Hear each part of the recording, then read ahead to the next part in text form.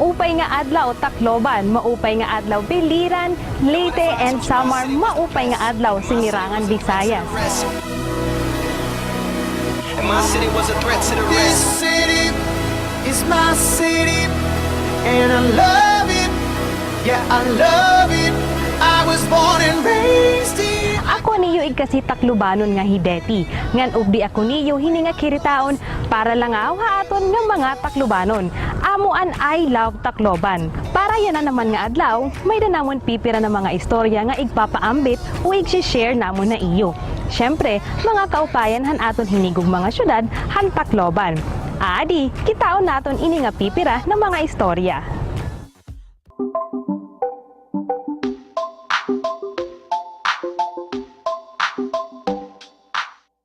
Hasyahan nga siplat nga daw usala nga kantinan itsura han buhatan han Tacloban City Public Employment Service Office o mas kilala hatawag nga peso. Han amon pagbisita hini nga lugar, waray ako magdahom han bugat han pagbag-o nga nahihimo hini ha kinabuhi han mga Taclobanon ug an utang nga kaburuton han mga natagan hin trabaho ug nabuligan hini nga buhatan. Usalahi Marian Jill Hubayan, 31 ang pangidaran, han aada ha 20 nga mga Taclobanon nga namimiling hin trabaho ha peso ha kada adlaw. Pinaagihan pagdaop ni Marian ha peso, inusa na hiyayana nga regular nga empleyado ha Hyundai branch dinhi ha Tacloban. Since while waiting for the board exam, my board exam will be on July, nursing board exam. So while waiting, I decided to go to Peso para magpa-assess na kung ano pwede ako na trabaho while doing nothing at home. Tapos gin-recommend ako ni Mr. Oyvico nga may dako no opening ha Hyundai as sales consultant. If I might be interested, i-recommend ako nera.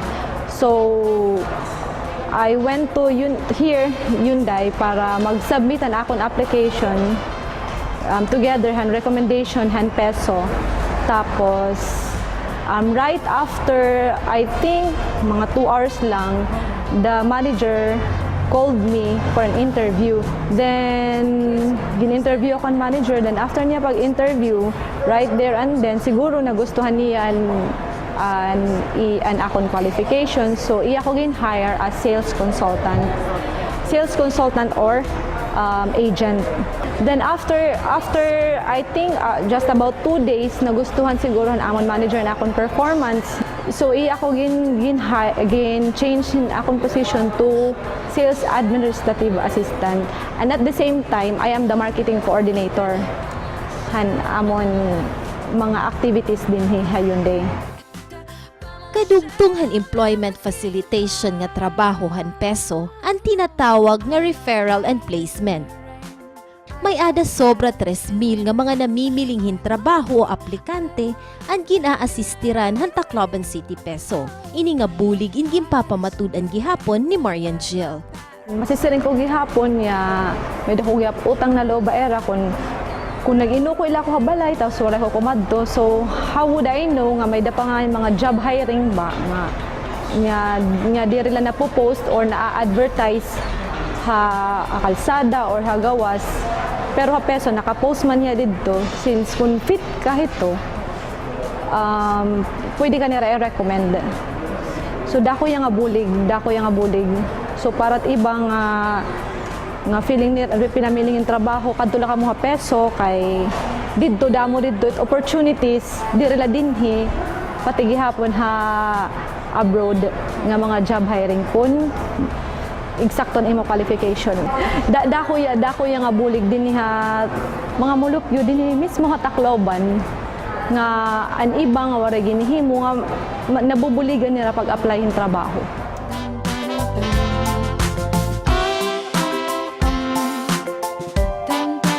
I Love Tacloban will be right back after a short break.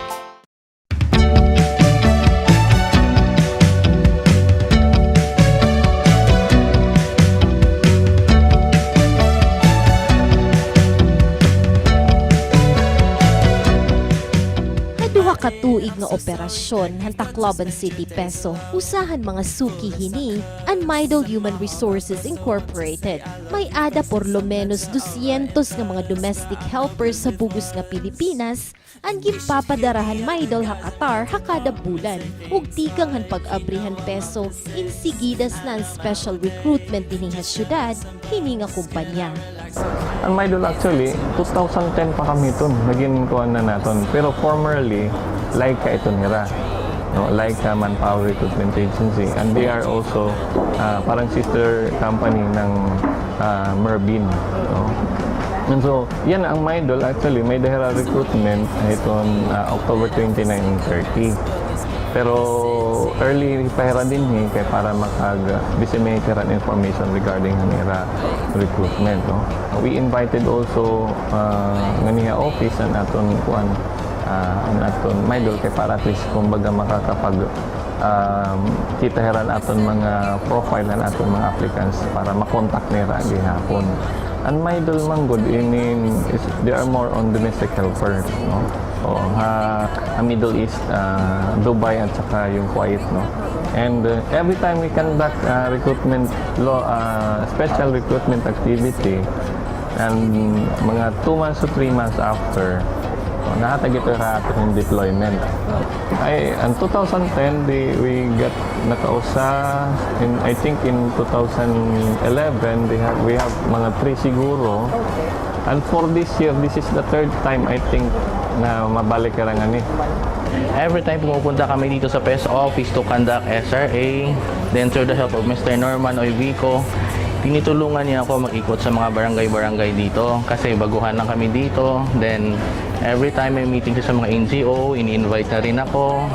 Kaya every time mag-conduct ako ng SRA, magdi-date ako ng SRA, marami akong mga applicants na uma-attend. They coordinated very good, ma'am, yung niya. Kaya nagpapasalamat nga ako kay sir. Every time na maganda ako dito kasi usually, ma'am, sa totoo lang, I've been a recruiter in Bacolod. Then yung Negros Occidental, dyan yung inupuan namin every time. First time lang kasi ako nakaharap ng PES officer na mismo nag-guide sa amin as an experience as a recruiter. Kasi every time doon sa Negros, every time mag-ikot kami o magkanda kami ng SRA, for example, sa isang lugar, nagpapasa lang kami ng letter. Kami mismo yung pumupunta sa lugar kahit di namin alam. Likewise dito sa Tacloban, si sir mismo yung nag-guide sa amin yung kung saan yung barangay nito, kung sino yung kapitan. Kasi every time as a recruiter, marami kami maka-encounter ng mga salita sa tao, di ba? So hindi ako naiilang kasi every time si Sir Norman, malalaman ng tao na we're just licensed talaga kami.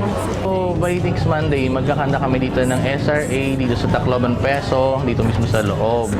So yung mga dito is magkakanda kami ng interview kung sino yung willing mag-attend, kahit mag-attend man lang as an interview, magpa-interview man lang, mag-attend kung paano i-conduct namin yung about sa company namin.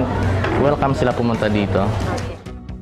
Nagkaada na ang peso hin 25 nga local recruitment activities para ha lokal nga pang-empleyo ug 23 nga special recruitment activities para ha overseas employment. Ang Gaisano Group of Companies inusagihapon han mga suki han Tacloban City Peso. Tikang ha mga panginahanglan ha Gaisano Capital, puto pag-abri han Gaisano Central, ug yan na nga magtitikang naliwatan operasyon han market savers ha Peso Hirapirmi na mimiling hin mga tao. Nahatag ito hirahaton han mga job vacancies ito nira. Yan kita liwat may mga applicants nga na-qualify no hanira requirements ato ni tayo requirement to, no? And they always join aton han job fair naton mga recruitment activities. So may tumulpot yan na another Gaisano, that is Metro Gaisano. So nag-coordinate kaya aton last week na kanira, and they're planning to open up their branch din mga November 8, something like that, no? And so very urgent ang need manpower, and so we decided to come up with a local recruitment activity. That's why may ada kita yan na local recruitment, no, na aton ikakandak niya na. This will be a continuous partnership, no? Kaya every time pag waray hira kuan, kulang hirahin kuan yung manpower, no? Kailangan nira yung mga tao, no? All they have to do is just to write us, no? For assistance, and then we will do some referrals na next time. Pero since tikang pamanlay niya na, amo nagkamay ada kita nga daan in recruitment kay damo nila kailangan from the manager down to the utility workers. So, Actually, the Metro Group arrived about 2 weeks ago, and so this is a very fast-moving project. We're very excited to be in Tacloban. When we first got into Tacloban, our number one on our list was to be in touch with the Peso office, Metro Gaisano chain of department stores. We have several in Luzon and in Cebu, of course. We're known. Our number one partner is the Peso office. Always, they're very good with supplying skilled, experienced, and very motivated employees. Preference is to meet as many people as possible with whatever experience that they can bring. Metro Gaisano chain of department stores is really on a very aggressive expansion program, and so if the people we meet here are not, shall we say, determined to stay in Tacloban, we actually have several department stores that we can talk to them about.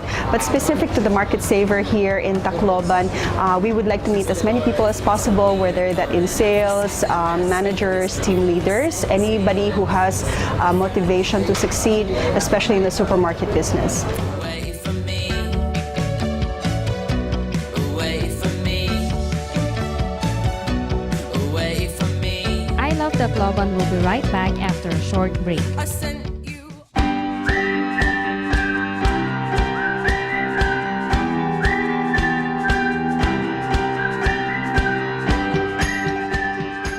Kalidad han serbisyo nga nakukuha han mga establisimento ha Tacloban City Peso, ang rason kung kay ano numero 1 ininira nga ka-partner ha pamilinghin mga tawo. Ug sugad han Metro Gaisano Group of Companies, in regular ang nabubugos nga partnership kaupod ang Peso Tacloban.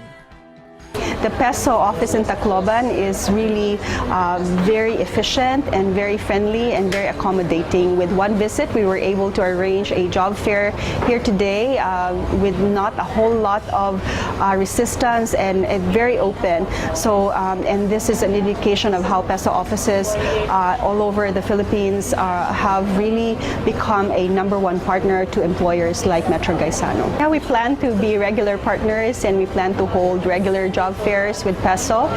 This is a project that is several months in the making because right now there's plans being drafted on how we should proceed, how big the renovation should be, and so as each month passes, I think, and as project develops, I think we will come up with additional roles for the local people in Tacloban. Tungod han paningkamot han Tacloban City Peso nga mabuligan ang pangempleyo ha syudad, ginpasidunggan ini kumo top regional performer ha Rehiyon 8. Nakakarawat gihapon ang syudad han Tacloban hinpagkilala o citation nga naging higayon agud maging nominado ang Tacloban ha 2011 National Best Peso Award Highly Urbanized City nga kategorya.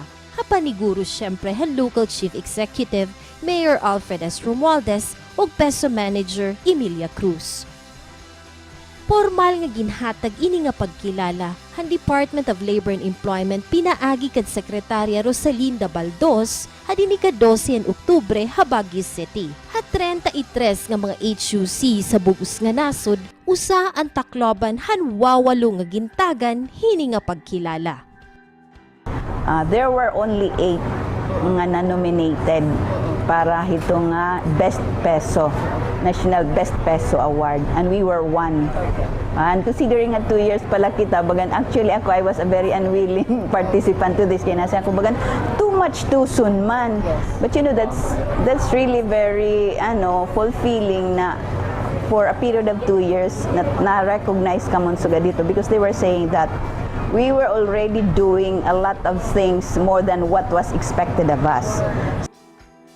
Ang Pagkahimugso han Tacloban peso han tuig 2010, inag-ugat hadamo nga mga mulupyo han Tacloban nga nadao pa amay han syudad agud mangaro hin trabaho.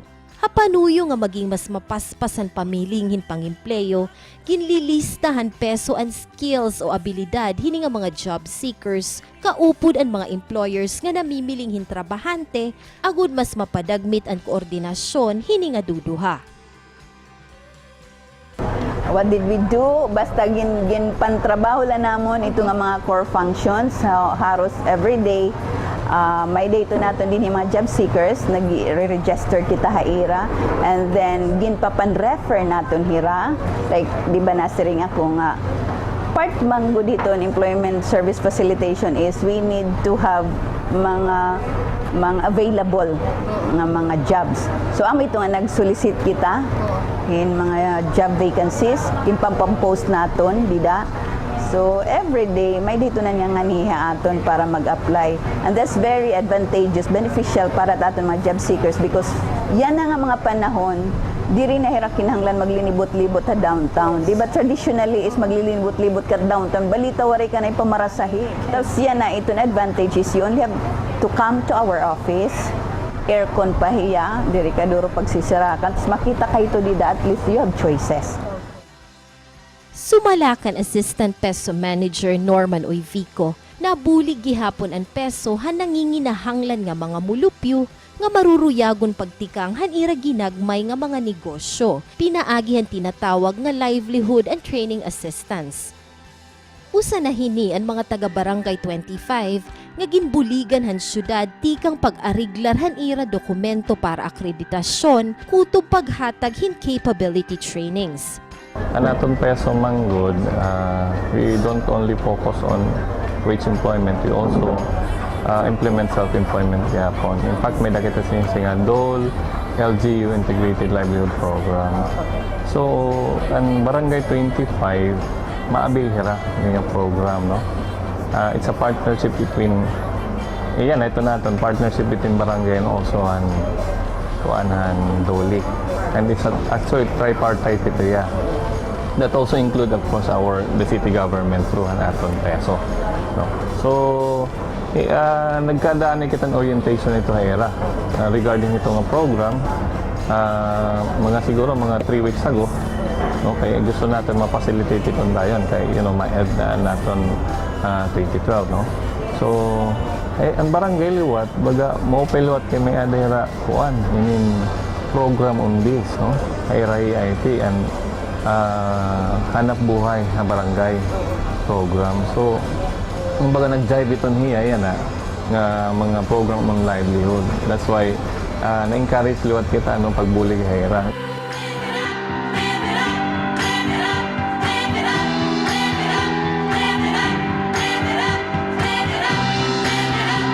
I Love Tacloban will be right back after a short break.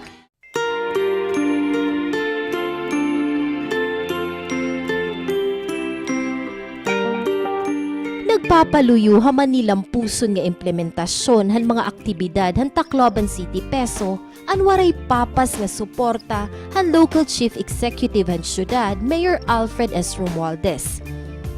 Dugang paman ni Peso Manager Emilia Cruz an maupay nga nahingadtuan han ira buhatan in resulta han kalidad han suporta nga ginpaabot ni Mayor Alfred. Just very happy nga natong city mayor pagsiring niya nga sige ano't imo mga kinahanglanon kung hinong mga tawot imo gugustuhon good man nako hala kita hin mga taga iba-iba nga opisina pwede ko igkadiha akon, and we also have JOs to complement. So actually duhala kami nga regular nga nagkakapot itong peso hi Mr. Norman Oyvico amo yatak assistant, and we have 6 JOs. So all in all 8 la talaga kami. As a peso we need a bigger space. Like kung nagka-conduct yung recruitment recruitment activity, kung nagkakadungam pahira in overseas recruitment, ganyan local employment, kami na-displaced kami because I let them borrow my table. Kay hay manitira magka-conduct with the office that we have. But when we were given this award, actually nagsiring na good ni Mayor mismo na siya, you have to look for a bigger place. So maybe bangin ibaling kami in ibang lugar. And usa pa gihapon na akong gin-request on tight aton city mayor is that butangan na talaga hiyahin mga regular employees. Kaya may da naman kita in ordinance nga ginpasa, gininak para hit pag-establishing ng opisina. I'm very happy nga it aton mga iba-iba ng mga opisina, they are very supportive with among mga undertakings. Parahan pipira nga mga namumulitika ha syudad. Waray gamit ang mga awards nga nakukuha han Tacloban. Pero kung papakianhantaan mga mulupyo nga natagan hin trabaho han Tacloban City Peso, ang mga establisimento nga nakabiling hindi kalidad nga mga tao pinaagi hini nga mekanismo, ang mga empleyado hini nga buhatan nga padayon paghatagin panahon, balhas ug kasing-kasing agud hulos nga makagsirbi haira mga igkasi Taclobanon, ug ilabi na ang mga mulupyo nga natuo ha pag-uswag han syudad, halarom ang karuyag signon, dako nga dungog ini nga pagkilala. Padayon kita, Tacloban City Peso. Kami manggod din, pag may trabaho, we work with our, kung tatrabahoon naman, tatrabahoon talaga. Minsan nga, we go beyond dito namon office hours, beyond dito namon. We go out of our past, just to help these people. Itong feeling nga, parang at the end of the day, you can tell yourself, you have done something good, no? You make a difference gihapon, no? And it feels good yan. Alam niyo na yan, may nabalik, sir, adi na agad kami kuan. Adi na ako, natrabaho na ako. Or minsan, kahit na text lang, na nasi nga adi na ako yan na-afford, adi na ako yan kuan ha Hyundai, or adi na ako Robinsons, or adi na ako yan sa McDonald's. It feels good. Bagang nakakabulig talaga naton city government, aton peso din.